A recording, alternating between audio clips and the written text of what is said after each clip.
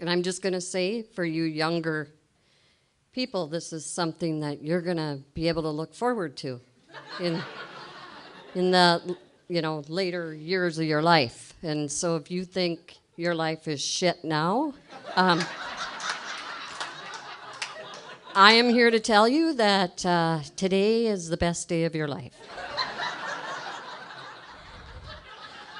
So my my husband went to the doctor and was at, when you get to be like 50 and over, they have this idea that there's places in your body that need to be checked out that have never been checked out before. And for some reason, it's very important to the doctor that you have that done. So it was decided that I should go for a colonoscopy. And I, of course, said, oh, okay. Because I'm at that magic age, and we're going to look in places again. So, not for fun.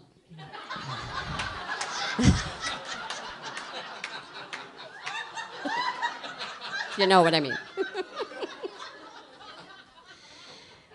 So they didn't know. They asked me where I wanted to go for my colonoscopy. Like, how the hell do you know where you want to go?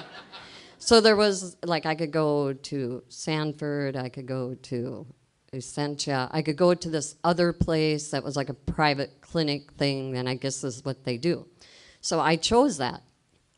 And I wish I could remember the name of it so I could tell all of you, younger kids who have this coming up in your life, not to go there. Pick Sanford or Essentia, okay? So I go to this place, and I have not a clue what all is going to transpire, and just pretty sure it's not going to be a great deal of fun. And they make you drink this stuff the day before, and you spend a lot of time in the bathroom, and you're feeling really thin by the time you go. But you're hungrier than hell, and you could, like, eat the ass out of a skunk if they'd let you. But they won't let you because you can't eat. And I don't have a clue what this is about. They say, take a driver with you. Someone needs to drive you because you can't drive home. So I take my daughter, who I think she was in high school. That's kind of a long story, right? She's here, actually. But so I take her to drive me, and I take my mother with. I'm not exactly sure why I took my mother with. But I did. So we walk into this place, and there's nobody there. And there's a sign on the desk that says, we're busy, have a chair, we'll be right with you. So the three of us sit in these chairs, and we're kind of looking at each other, and we're like, I wonder where everybody's at. And so it took a while, and this lady comes out, and she gets me, and she takes me back into this really huge room, and there's a table, and there's kind of like this little TV thing, and she tells me, she says, okay, pull your pants down to your knees. And I'm like, okay. And she goes, no, just pull your pants down to your knees and sit on the table. I'm like, oh, okay. I'm thinking, could I get a gown, or could you, like, do you want to leave the room while how does this work? So I did what she said, because she was getting kind of pissy with me, and so I just pulled my pants down to my knees, and I sat down on this table, and she explains to me, I'm going to give you this shot in your arm, and the doctor's going to come in, and we're going to look at your colon on this screen up here. And I'm like, great. As I have my pants down to my knees in this really big room, and I'm like, okay. So I lay down on the table. She gives me the shot in the arm, and I kind of remember seeing the screen, and the doctor came in. I remember he said something to me. I'm not sure what that was. And the next thing I know, I'm I'm sort of like leaning against this counter. And I'm not exactly sure if I have my pants on or not. And I don't really care at this point either. And she's telling me I have to leave. We're done now, you have to leave. And I can't move my legs. And I'm like, okay. And so somehow I believe she put me in a wheelchair and she wheels me out. And she takes me out to the car. And now this is my mother tells me this.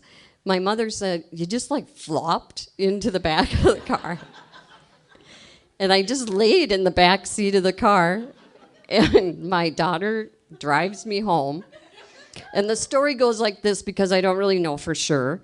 But the story was that when we got home, the minute we pull up in the driveway, I whip out of the car. I run into the house.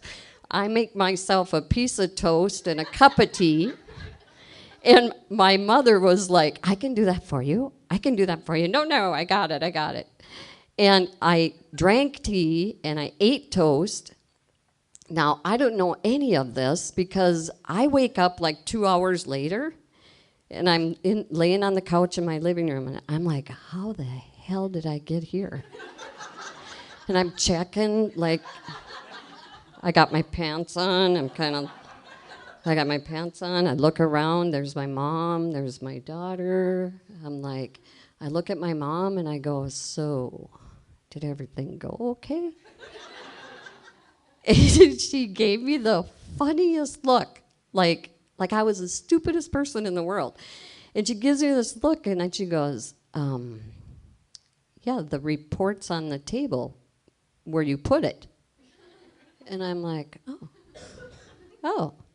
And then she proceeds to tell me that I made toast and tea and that I let them know that everything came out just fine.